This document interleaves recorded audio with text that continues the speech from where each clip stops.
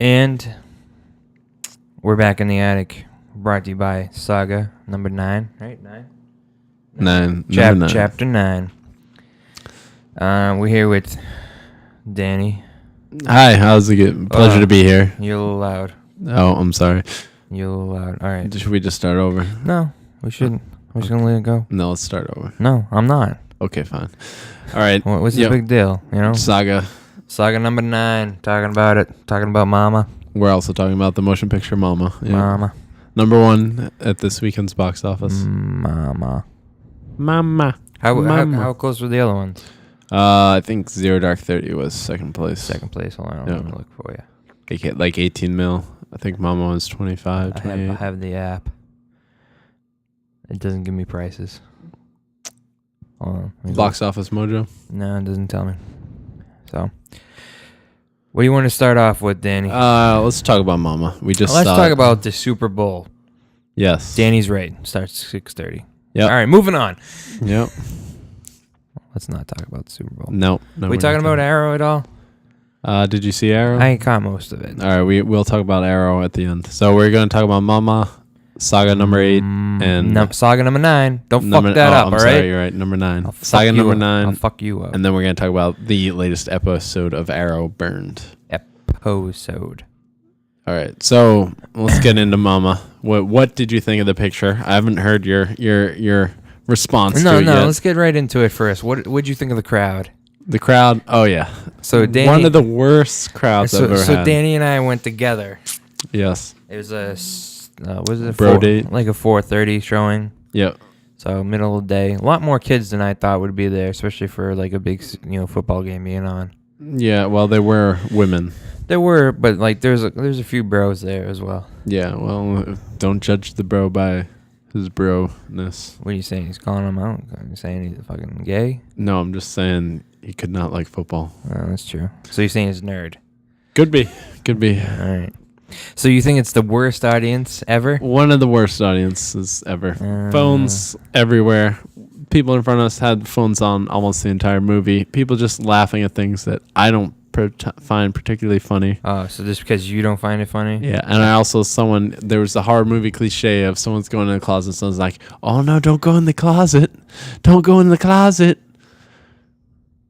Zero, dude, you're like fucked up. What? Zero Dark 30 got 24 million. Yeah. They don't even show Mama on this list. What are you looking at? On Rotten Tomatoes. Yeah, that's last weekend's box office. They don't have this weekend? Go to Collider.com. News story. Collider. All whatever. Right. What did you think of the audience? Well, I think you're I think you overreact. I don't think you do. I ask for people to leave their phones off for you're 2 hours. overreacting. How hard is it to leave your phone off for 2 hours? Yeah, but I saw it twice. How many times did you see it? You saw Mama twice? No, the fucking phone pop up twice. 20, 30 times. You see, I think you're scanning 20, you're scanning the audience more than you're watching the motion picture just to be like an asshole and be like, oh, there's a phone right there. No, it's dark. I see the phones. No, it's dark. No, I mean your eyes aren't that good to begin with. It's light. Anyone can see light. Even blind people see lights. No, they don't. I don't know. Is there like a tab here in Collider? No, just keep going down. News stories. And it says Mama or whatever? I don't know. It says the box office numbers. Here it is. From me. Oh, here it is. Yeah, so Mama got 28. Zero Dark 30 got 17.6. Silver Lining still playing, I guess, at 11. Yeah, it just went wide. Oh, it did? Yeah. That wasn't wide before? No. Oh, really? Gangster Squad did 9. Broken City did 9. That's a real underperforming for Gangster Squad there. Yeah. In the second week. Broken City, that's terrible too, but it's probably why it got scuttlebutted to January. The January doldrums. Yep. So that's it. All right. But let's get into the movie, Mama. What do you think, Dan? No, I want to continue talking about how you're overreacting with the audience. What is there to continue? They don't deserve to be talked about this much. Why not? I think you're just blowing it terrible up people. for no reason. I want to be immersed in a movie, and people with their phones out takes away the immersive experience. It wasn't that bad. People laughing at things that aren't funny. All right, that was stupid. That was stupid. But someone else in the audience to tell him to be quiet. Yeah, someone yelled it. There was shushing, not by me.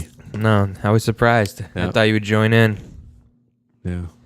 So I'm happy. A I'm couple happy. things I couldn't tell if it was people talking or if it was the TV a couple times. I mean, if it was the movie. Yeah. Laughing and going on in a horror movie. Yeah, because there was the littlest child in this movie laughed a lot, very creepily. I guess. Smiled really creepily. Yeah, she did. Bad teeth. She's a young child. Jeez. No, they're all fucking rotten. Yeah. Yeah. So what did you think of the movie? Why I asked you first? You want me to go first? Yeah. I didn't particularly care for it. Really? Yeah. It was okay. Oh, I actually liked a lot of it. Why? Yeah, I like the relationship of the reluctant mother becoming, the reluctant mother becoming to care for these kids. Like there's one scene where the one girl's goes out to see this spectral figure, Mama, and Mama doesn't come because she's killing the spoilers. Mama's killing the psychiatrist who's going out to investigate the thing. So Mama never comes and she's all cold. And then Jessica Chastain's character, tries to coddle her, warm her up and stuff. It's a very touching scene after that. When that's the why bond starts to form between the mother and the daughter. Yeah, but it's very slow. Yeah. That bond. Yeah. That's how that bond people grow, man. Yeah, but that bond didn't happen until the last half hour, if that. Yeah. It might have been later. That's what the movie is. It's about the growth of the relationship of these characters. My problem with the movie mostly stems from Nikolai Coster-Waldau. He disappears for a while, gets in a coma, which is that's okay that happens. That's a legitimate reason why to put this reluctant mother in with these kids. That's a good plot point. But the fact that he's back up again and he goes and rents a car and goes out to where this Mama is, and then Mama ends up stealing the kids and taking them out to the lake where the ghost died originally. Yeah. And she just runs into him. It's oh, I got the message. Hi, I'm in the middle of the woods here. Yeah. It's just kind of his character, why does he even really show up at that point? Yeah, he's not. I mean, it doesn't make sense. You would saying, he would go back to the house and look after the kids. And maybe go out with her with Annabelle. Yeah, I mean that would make more sense than just having him go off on his own. Yeah, and not even communicate at all. And with her. I really just enjoy the typical horror moviness of it. Kind of took me out of it too. When both, was he Jeffrey Lucas or Jeffrey? Because he plays both brothers. Yeah. I don't know. I just like him and the psychologist. They both go towards the cabin and it's daytime when they start, but it comes nighttime awful quick. Yeah, it's let's go in this creepy cabin at night. Let's just wait for it to get dark. Let's go hiking. Oh, this hiking's gonna take all day. I know. I mean that took me out of it. Yeah. I mean because they did it very. Yeah, it had a weird one another. It had a weird day-night cycle thing going on. Know, it suddenly you're saying it's day, and then there's no concept of time passing. It's just kind of well, we need it to be night, so it's gonna be night. I mean, it's just to make it that creepy factor, which I think they could have gotten away with it doing during the day. Yeah. Actually, another movie that Guillermo del Toro, who produced this movie, he produced a Spanish movie, The Orphanage, and a lot of the horror in that movie takes place during the day, and it's very tense, even though it's broad daylight, and it's really creepy in broad daylight. So you can make a scary movie in the middle of the day. It can be done. I mean, that took me. I mean, the relationship between. The mother-daughter thing going on. I mean, that was good. That was touching, but and the rest of it, I didn't particularly care for. I didn't particularly care for Mama. Oh, you didn't like the creature design? really. Oh, I really liked it. I thought it was very much inspired by like there's the old folklore story, the Weeping Woman, which is a wife finds out her husband's been cheating on her, so then she ends up killing him and then killing her children, like by drowning them, and then she drowns too. So then she comes back as a ghost, and she's always like drowning people or whatever. That's like a folklore thing. So this kind of where did you hear this folklore? A Supernatural episode is based on that. Batwoman has a storyline dealing with the Weeping Woman. And they did they give like a character, what she looked like in it? What do you mean? She's a woman who was drowned, so she's a ghost, a drowned woman ghost. I don't know. I just didn't care for her, I guess. No, I actually liked it. She kind of like would like poke out of the wall, and it was just really like gnarly, creepy hand that would just like grab people and just like sort of like that. She had like such like affectionate like touching of the face, but it was so creepy looking. Yeah. I really like that, and like the eyes had this really like glow sheen to it a couple times. It was really cool. Yeah, I thought. And I thought I'm usually a fan of practical effects, but in this instance, because it's sort of like a spectral thing with like floating hair and stuff, I really liked that it was this CGI thing that sort of showed up. Yeah. And I did like a couple flashback scenes they used, whereas like it did like almost like a Silent Hill like thing where like the world would like almost like burn away almost. Yeah. It's a little glitchy, like some frames are missing. Yeah. I liked a couple of those scenes, especially when he sees like his dead brother, Nikolai Coster-Waldau. Like that scene had a really creepy and nice, like just shot to it. Yeah. Well, no, I mean that was interesting. I like that scene there too. I didn't care. What'd you think of the therapist and all that stuff? I don't think. I don't think the way he was a very generic character. I don't think the way it went down would really happen in real life. Well, none of this would happen. Well, in real life. I agree. Those kids would die. But if no, the ghost. Yeah. Well, yeah. Yeah. All right. The ghost. I guess it's a big part. But like, I feel like if you come across children as fucked up as these were, they would never leave an institution. And they might, but they wouldn't progress. They wouldn't progress. Like this is a 5-year period where they're out in the woods by their own. They never said a timeline how long they're out there, did they? I thought they said 5 years. I don't remember. I remember 5 years later title card. You did? Yeah, there was 5 year later. Oh, I don't remember seeing that. Yeah, well, you're not paying attention. Well, I don't see how you are. You're too busy looking at cell phones. We had the Jurassic Park trailer where it said the 20th anniversary of the movie. I was too memorized by what was going on. I was like, oh my God, look at the dinosaurs back. You turned to me like, when did this movie come out? 20 years ago or something? It was like, yeah, they just had the title card, man. All right, so you might be right. So it might have been 5 years. I think you're missing those things. I did like how this 5 year period, it does the it sort of acts it out in like drawings and stuff. Yeah, that was cool. That was pretty cool. Yeah, I did enjoy that.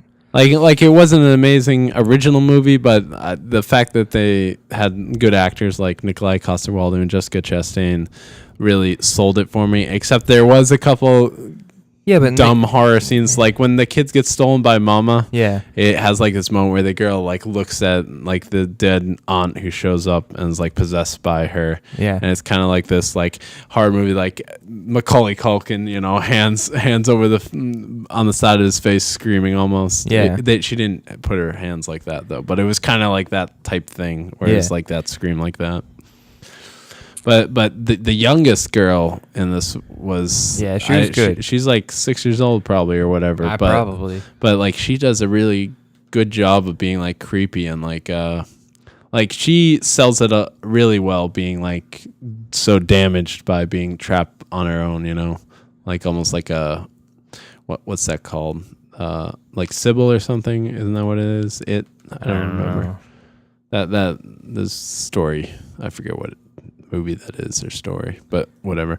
But they really nailed that from the perspective. I guess the other girl's supposed to be old enough where it's not like she's not totally gone. Yeah.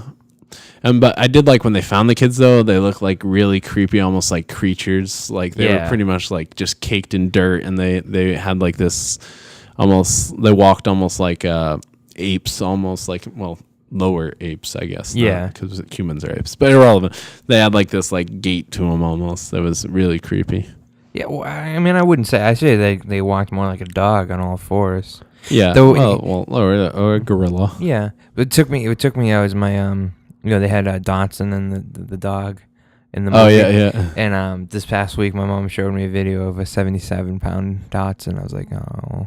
What, it just like goes on its belly almost? Yeah. Its whole stomach is just dragging on the ground. Like, it's sad. It's really sad. Like, the dog can only walk like 5 feet. It's fat, man. Yeah, but it's not the dog's fault. And hey, it should learn to control itself like humans do. I guess. Danny, nice heart there. Yeah. ASPA is gonna love that. But I don't know. So you really enjoyed the movie though? Yes, I did. There's a lot of like the psychiatrist guy. He was sort of like a generic. He was generic. He was a generic character. The whole lawyer thing, like when they first so the kids get back and then bam, they're in the courtroom.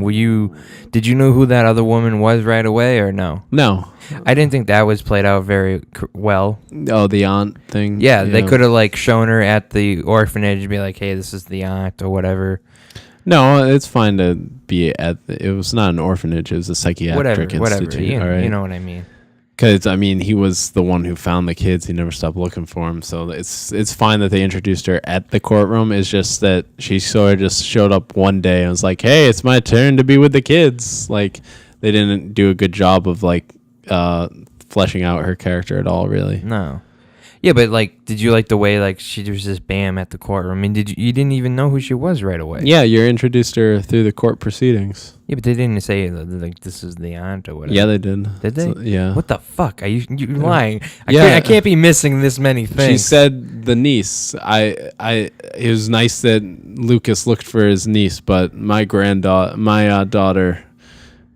I have a better way of taking care of her, or whatever. And then Lucas turns to her and and how many kids have you raised? About as many as you, or something. Yeah. She says something like that.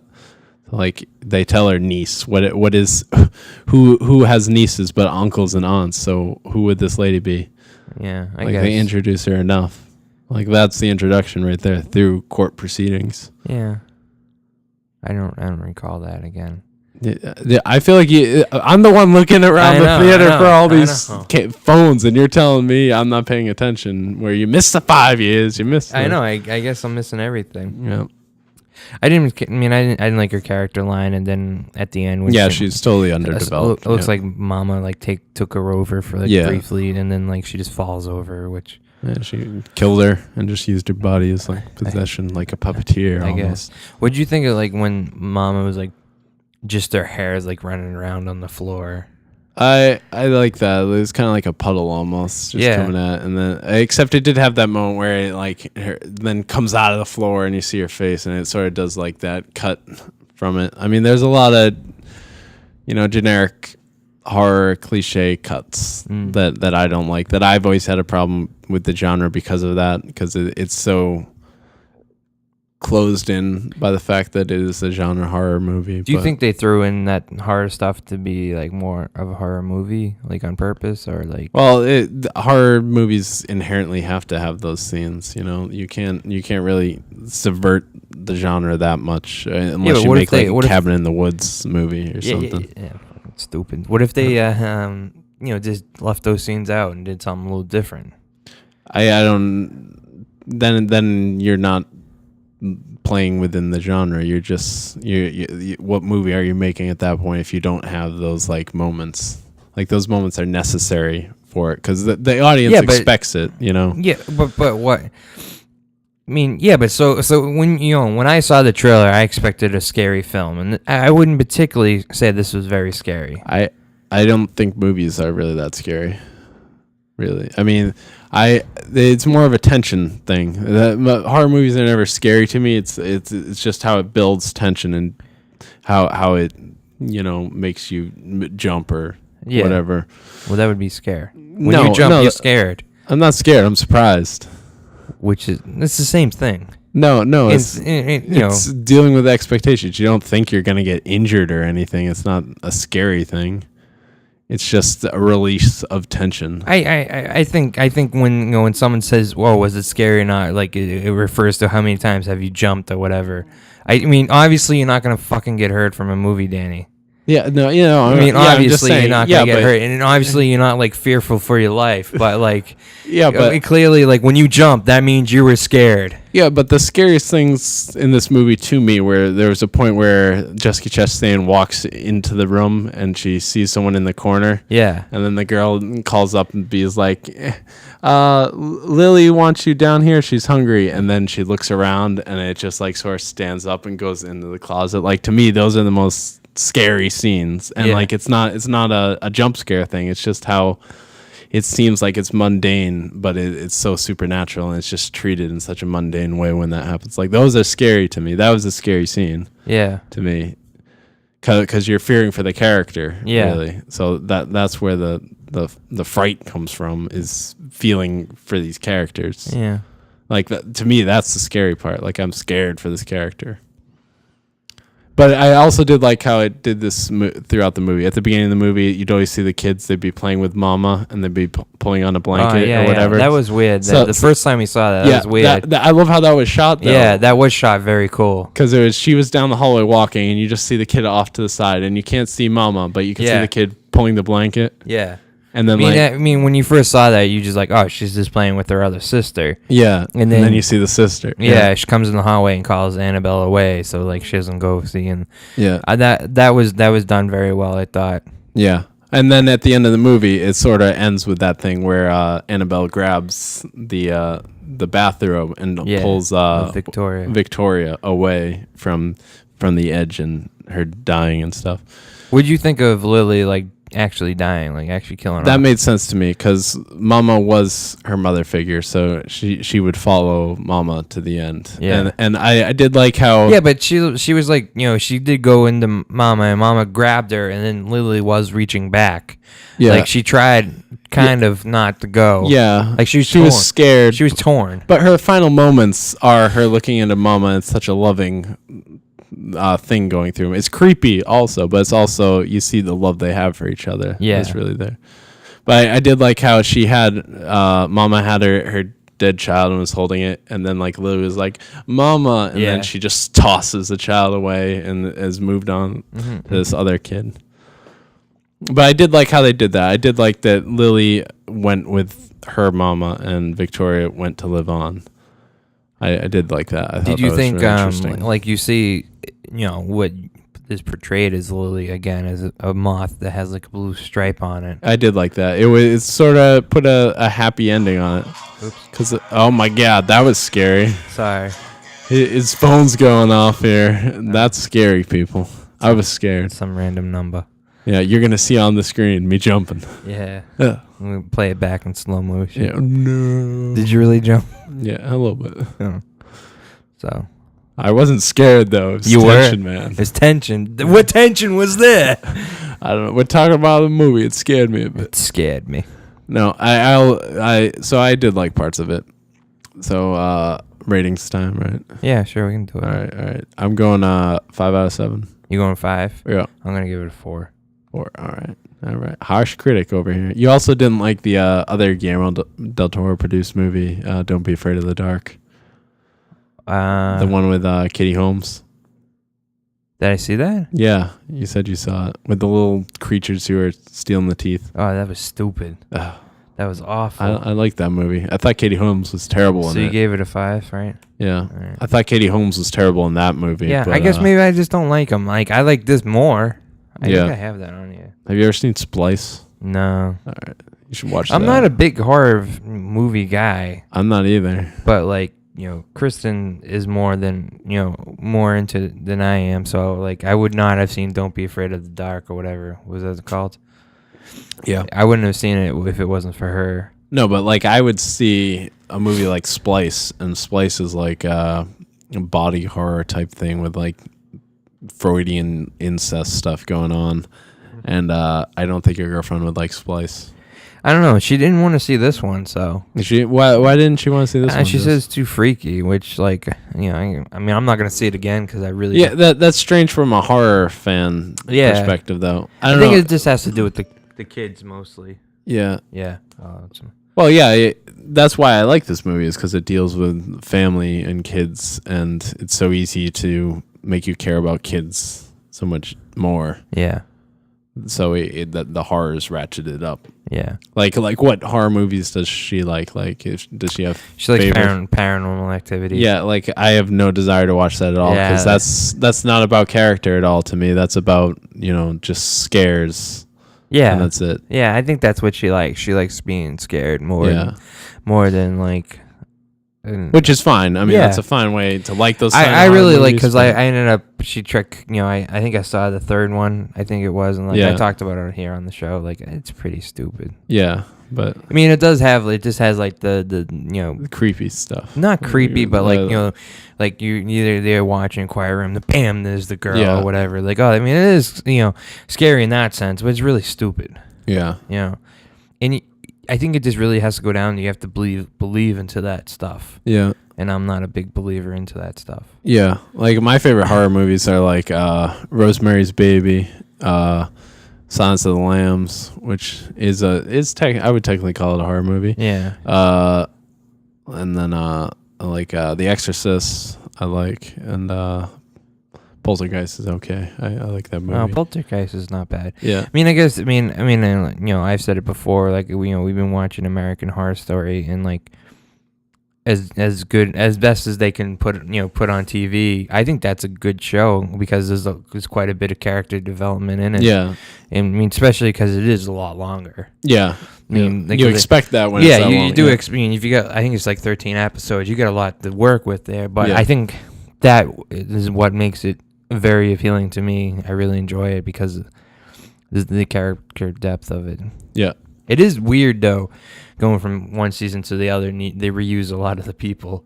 You're like, oh, that's her from the other one, and so it's kind of like it's almost like a stage crew. Yeah. Like it brings you company. It brings you out of it a little bit. I feel like. Does it? Yeah, only because you're like, oh, I remember her from this one. And now she's playing this character. So now she's playing a nun. Yeah, basically. Yeah. And so that, I feel like that brings you out. Well, it brings me out of it at least. So I don't know. All right. Well, that's my feelings on it. There you go. So you would recommend Mama, or? I would casually. I would red box it. Yeah. Okay. Casually, or torrent it. Whoa. We don't neither endorse nor participate in torrenting. I mean, it was okay. Mama. If I would just tell people, don't expect a lot out of it. Yeah. I find this movie difficult to recommend to people, because I feel like it depends on your taste in movies a lot. Yeah. What would you? So I know we probably talked about this once, but what did you think of Don't Be Afraid of the Dark? You liked that a lot. I didn't like it a lot. I liked it. I liked it less than Mama, but I liked it definitely more than you. I would give like Don't Be Afraid of the Dark like 4.5 or something. Yeah. Like I thought Katie Holmes was just terrible in it, and I didn't like the kid in it either. Yeah. So that was bad. But I did like the little creatures who were like running around. That they were awesome. I think it just goes down like, I don't know, like I have a hard time seeing creatures. Yeah, I guess it's like ghosts and stuff like that, because I don't believe in it so much. I don't believe in ghosts. Yeah, that takes me out. I mean, I think like like seeing like like a killer. Yeah, like a slasher movie. Yeah, like that. I'm more fan of that. I guess. Okay, it's more believable for me. That guy goes around in a hockey mask, kills people. Yeah. Or guy goes in people's dreams and kills people. Yeah. With chainsaws and stuff, yeah. So, all right. Saga number 9 dropped this week. Yep. Nice purple cover there. Dropping. I like how each cover is just a different color. Like, they're all like such, readily identifiable colors. We've had almost every color now. Yeah. Kind of. Yeah, like the first issue was just a white thing with the cover, which was pretty awesome. But what happens in this issue of Saga? Well, let's see here. Well, on the cover we have the stock and the will. It starts off with the flashback of the stock of the will trying to get the 6-year-old kid. Yep, and we're not really sure if it's a flashback or or a dream into most of it until it like. I mean, it definitely seems like a dream because they show like the kid like Yeah, the has kid the cat- freaks out at the end. it has and, gets the starts cat eyes biting and him. hisses, and then it cuts to the lion cat. So that Yeah. makes me feel like I love that name, Lion Cat. Yeah. Like it's great.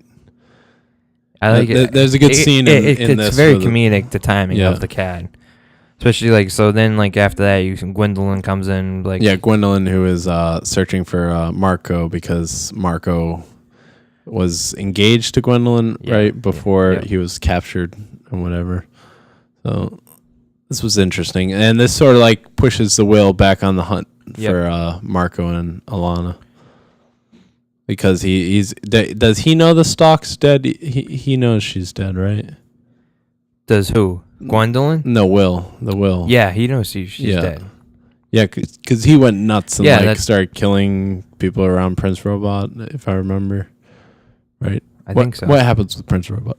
I don't know. We haven't I need seen to him. reread him again. We Yeah, haven't seen Prince Robot in like a couple. yeah. Since he killed the Stock, I don't think we've seen Prince Robot. Right.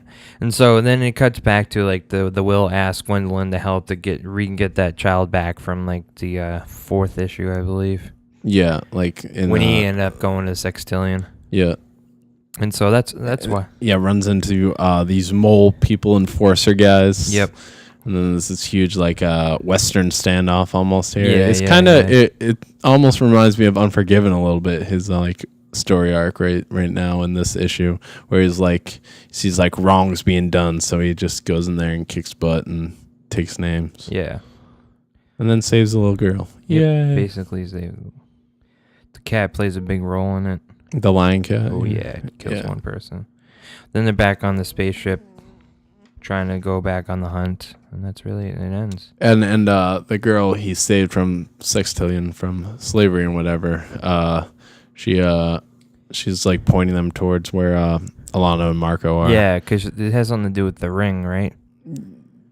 No, I thought it was just she could know where they were, wasn't it? I thought it had to do with Gwendolyn's ring that Marco has. So how's that tie into the girl though? How's she use that at all? Hold on, let me get back in there. Let me check it out. She's just like asleep, and then she's like, "I can help you." Yeah, because she talks about the necklace that Gwendolyn's wearing. Oh yeah, okay, yeah. Yeah. There's a like soul piece in it or something. Yeah, or there's something like there's a necklace and ring that go hand in hand, and when they got engaged, Marco's got the ring, and so the kid can tell like where. Yeah, like it Gwendolyn took some of the metal from her necklace and made a ring to give to Marco. All right. So, too short. Yeah, they're always too short, but it was a really good issue though. Yeah, actually, I think it's weird. Like, I mean, I feel because I read it digitally even, and so like, I flip through them and like when you read it in your hand, you're like, oh, this is like coming to the end, or you're almost at the end, or whatever. Yeah, And so like when I turn it and it just goes to the next like white page, I'm like, oh. yeah. You don't get the letters either, right? Yeah, that's all that's in there. That's in digital. Yeah. Oh, okay. Yeah. Yeah, because the letter in this column, it was an excerpt of Brian K. Vaughan describing the naked troll that Marco and his mom fought in the last It's actually issue. Naked Giant. Naked Giant, yeah. And he's like, I'm sorry, you don't have to draw this if Yeah, you don't want It to, was but I pretty feel funny. like you should draw this with misshapen, just testicles hanging down, Yeah. and whatever. It's like, oh, I apologize. With a lot of pubic hair.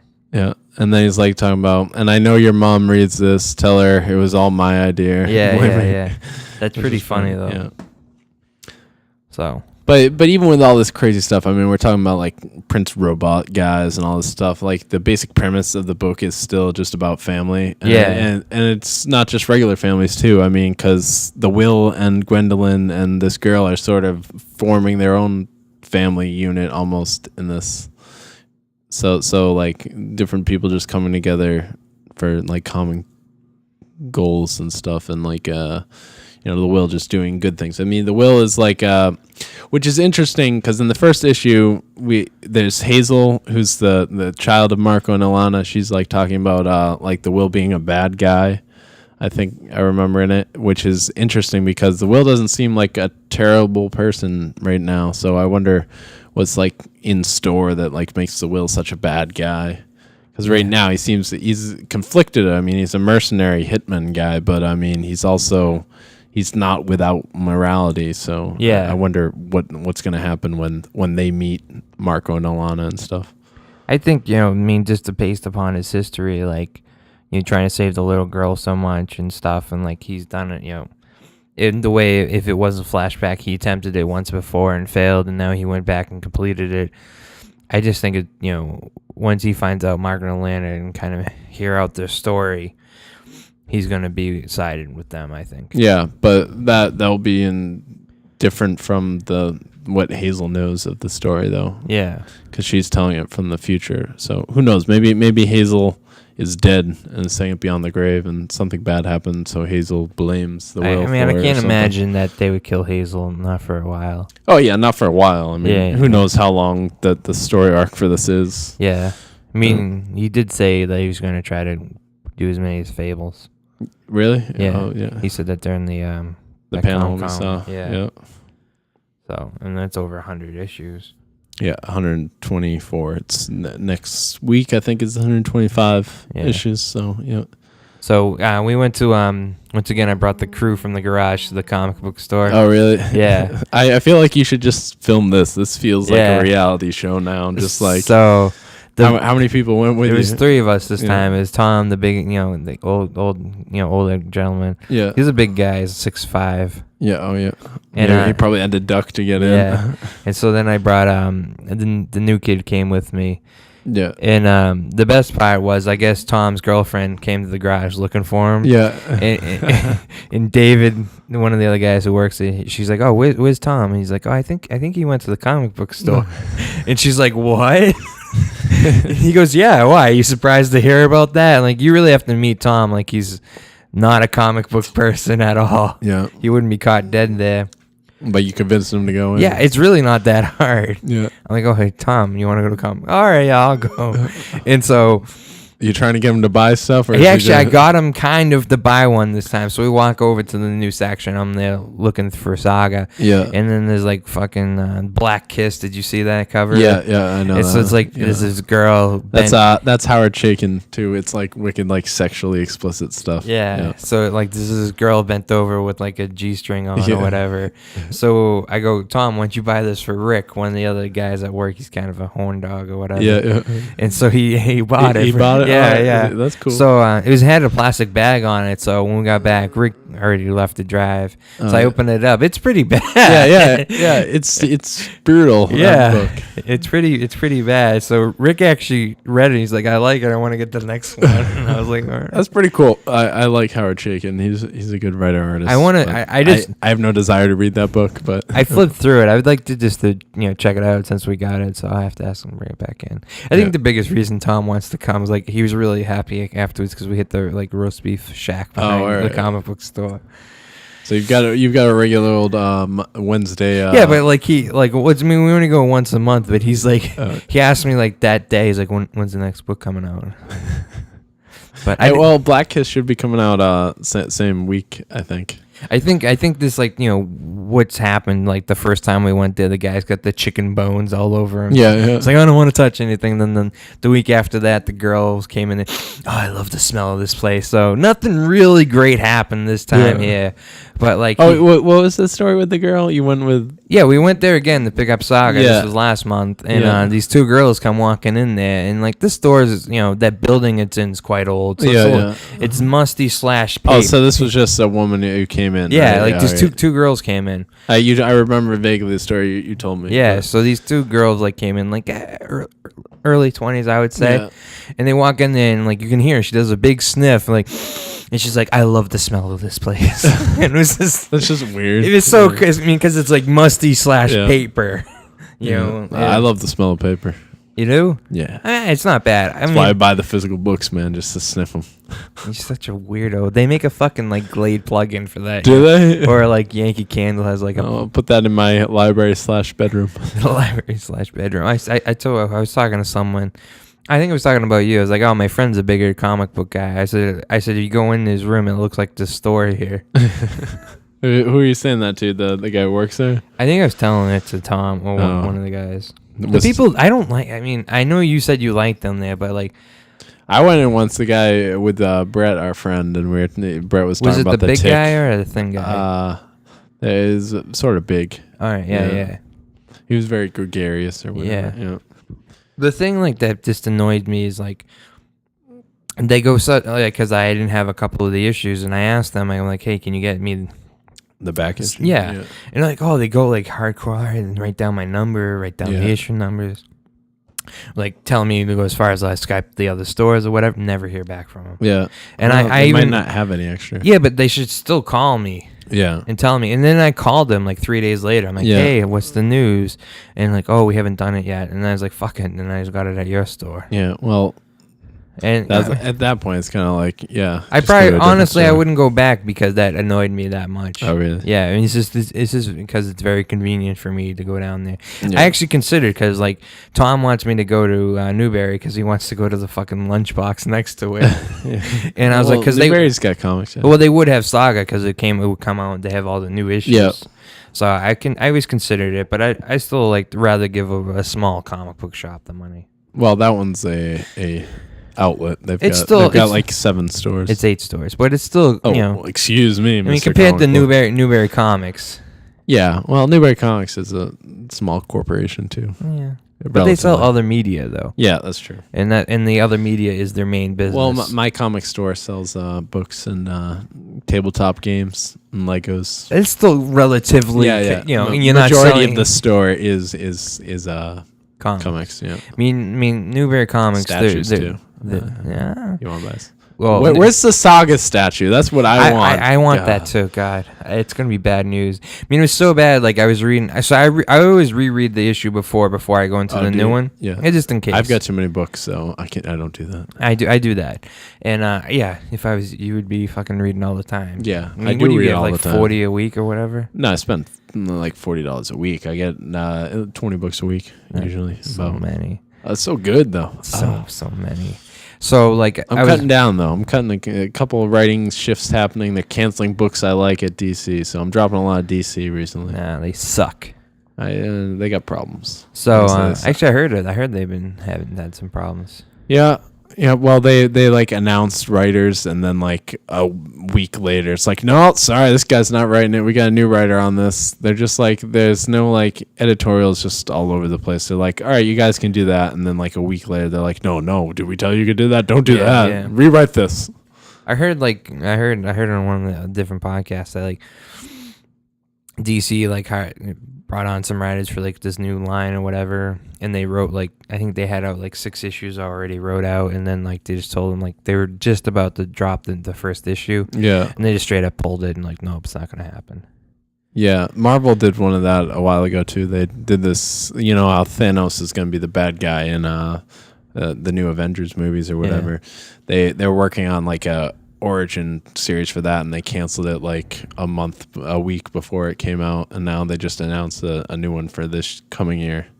This is because the movie's coming out. Yeah, but they they got a new writer and stuff on it though. Yeah, it's just kind of sad though. Like, if you already got the issues out there, why not? I mean, how much can publishing cost? You probably would at least break even. It's more of they don't want, like, because comics from the major two, Marvel and DC, is so like hinging on the shared universe, and they don't want to jeopardize the shared universe, because that's how they get you to buy so many other books from their line, is that it's all interconnected. Yeah. So they don't want to jeopardize that. And then like some of the like that I heard on the show, like they had I don't remember the specifics about it, but it was in like I think it had something to do with the Justice League or something. Like there was a character in it who was there for a couple books, and she's just gone after that, and like people like freak out. Oh well, there's one character Batgirl, the new Stephanie Brown Batgirl. Yeah, that's it. Well, when they did the new 52, they canceled her book, and no one knows what happened to her. Yeah, but I heard like they brought her back. Yeah, she was in Smallville. Actually, they made her the Batgirl in the Smallville universe, and like the heads at DC found out about it, and they're like, nope, not this. Cancel that. You can't do that. Yeah. And then, like, one of them said that there was a digitally only comic and then like shoot. Yeah, that was the one. Oh, that was it. Yeah. Yeah. Then they went back and took her out and Yeah. republished it. I was like, oh, it's kind of fucked up, you know. Yeah, but can you do? And I guess that's the world of comics. Yeah, buy Image stuff then if you don't want to deal with that. There's no editorial directions there. No. So Image, way to go. Yeah, creator owned, man. So all right, we want to talk a little bit about What are we on time? 45. All right, well, we'll do a little talk about Arrow. A little Since bit we said about we'd it. do it. Wait, so you saw Arrow? What'd you think? I liked it. Yeah. I thought it was interesting. Yeah, I like how they're dealing with, like, he pretty much lost at the end of the mid-season finale. So this is him, like, trying to recover, you know. Yeah. Because he's finally got something he's worried about losing, his family or whatever. So that's interesting. I didn't really like the bad guy, though, Firefly. He was like a firefighter that got left behind and was going around killing everybody. Mm-hmm. I just really, his outfit wasn't that cool. I don't know. What? It's just a firefighting uniform. Yeah, basically. And like the Firefly character has like a flying suit thing or whatever. In the comic. Yeah. Yeah. Which is kind of I feel like they try to keep the show a little bit more grounded. It is. Yeah, definitely. Yeah. Yeah, like even the one gang, the family gang he had to take down once, the card guys. The card guys. They're each one, you know, one's king, one's the Jack of Hearts or whatever. Oh yeah. I forget what their gang is called. But in the comics they're like really nuts and like flying around, and one's like a robot and stuff. So yeah, they can't do that. But I like how they sort of have them. Yeah. Yeah. But I like Arrow well enough. I mean, it's okay. I feel like it could be better, in my opinion. Yeah, I feel like there's no. Hopefully they'll fix it next season. There's no like real narrative pushed throughout the whole series. You know, there's no like overarching storyline going on. It's really just kind of like a. Well, I mean, there is really though, because it's his book there. That, yeah, it's not driving though really as much. It's like, oh, we got to cross another guy on the list. Yeah, it's very episodic. Yeah. Yeah, there's but like also like we know the big bad guy too. I mean, there is an overarching bad. I mean, you got the book. You have the Dark Archer. Yeah, the Dark Archer. His mother and stuff. His mother. That's the other one. But like that stuff is in the shadows. Like we don't know it's really propelling the story. You know, it's just kind of. So are you saying it is propelling the story, but for the character, it's not propelling him. They need to hit on it more in each episode. You think? Yeah, they need this guy to be more of a force, you know. Mm-hmm. He's sort of like he's too shadowy right now. I want him more out in the open, which they are starting to do. Yeah, because they showed him like on the the episode, the news, saying like how crime went down when Arrow was around, and now he's been gone because he's been healing. You know, crime has gone back up. Yeah. No, I'm just saying like the Dark Archer guy needs to be pushed more. You think so? Yeah. The villain needs to be pushed more. Yeah, they need to focus on the villain. Really? Instead of it just being, you know, like one guy does a bad thing, he stops it. It needs to be more like, I don't know. I want them to just expand it more, really. Mm-hmm. I want it to be, you know, like the comic book where it's a shared universe with different characters. It definitely could be expanded more because, like, you know. Yeah, I think they'll definitely, I hope they do it for season 2. I know they're not going to do it for season 1. Yeah, but like they said, I guess, so how many episodes have there been out? This is the 6th episode or 7th? No, I think this is like the 13th. Oh, really? Is that many? Yeah. Hold on, let me look it up real quick. We just did the mid-season. There's 24 episodes this season.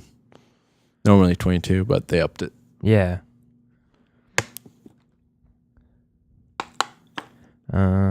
Episodes. So, yep. So we're far through it though. Yeah. But you like the show? Are you right? It is maybe the 13th. Yep, I'm usually right. Yeah. I'm usually right. My name is Danny. 5 years later. Yeah, fuck yourself. All right. She texted me twice. That's weird. What are you doing? We're on a show here, man. Hey, man, it's business. Charlie over here. It's business. I got to do these people's cars tomorrow. Okay. Well, business. You're right. It is the 13th episode, but they did get picked up for a full season, and clearly it's probably because it's like the best rating. One of the best on CW. Yeah. And I think it says it on here usually. How many people watch it? No. It usually does on Wikipedia. Huh? They usually list it on Wikipedia. Yeah, I don't the market. so. But maybe the towards the end of the season and next season they'll definitely do it more. Definitely that way. next season. I think that we'll get more I into. mean, I know what the villains like main, because we don't know what the villain's trying to do yet. Mm-hmm. The main villain, so we don't know why what's her face's husband was killed, or whatever, and we don't know what happened to. Well, he wasn't really killed. I think he's just captured. I don't think he's killed. No, not her original husband, not her new husband. Oh. Not Arrow's stepfather, but like his original father. Why he was killed. Yeah. Like what he was doing that was causing this. Right. And whatever. Right. I mean, it has to be something huge because originally everyone was supposed to die. So her son was supposed to die. Yeah. I mean, everyone on that boat was originally supposed to die. Yeah. So I wonder why. It must be some like wicked, dark underlying secret there. Yeah, but I feel like we should know it just for the sake of understanding the main bad guy better. But yeah. All right. But yep. And there's a new episode of Young Justice too. A bit. Sure. They had Deathstroke was in it. They had Alpha Team take some people down, which is Arsenal, Robin, Tim Drake, Robin, and Blue Beetle and Impulse taking people down. So those are just names, so they mean nothing to anybody. But it's a pretty cool episode. Deathstroke was in it. You liked it? And Sportsmaster's ready to take down the light. Sportsmaster? Yeah, Sportsmaster's awesome. Bad name. He's awesome. It's a bad name. I have a hard time. Like, I mean, I did start reading Justice League, the comic, but yeah, I'm not wicked awesome right now. I'm not as hugely fan into like the superheroes. Yeah, well, which is like an acquired taste, I guess. Which is most of the genre, but it's a genre within it. I don't know. I think crime works best in comic books. Yeah, crime comics work really good, and westerns. It's like the only place we get westerns anymore is in comics. So, why? What's a good western one? You got to read a good All-Star Western. It's pretty good right now. Is it? Except that the problem with that is it's all taking place in Gotham now. Like the original Jonah Hex series was more better because each issue was its own separate story, and it was pretty cool. It was just a great 22-page western story every week. Jonah Hex. Don't watch the new Jonah Hex movie, though. It's terrible. It's awful. But the comic's amazing. Good to know. So, all right. You want to end it a little bit early? Yeah. All right. So, you can check out more on youtube.com/addictpodcast. You can follow us. I mean, you can like us at Facebook, on Facebook at facebook.com/addictpodcast. You can rate us on iTunes. Yes, you can do that. And you can follow us on Twitter, too, at Addict Podcast. Yeah. And also email us at addictpodcast@yahoo.com. You can go to the Podbean website at addictpodcast.com. Yeah, you can. Yeah. Lots of going on there. Yeah, there's my thrilling write-ups for the show. Thrillings. You can definitely see how they decline. They sometimes come back and then go back down. All right. On that note, see you guys.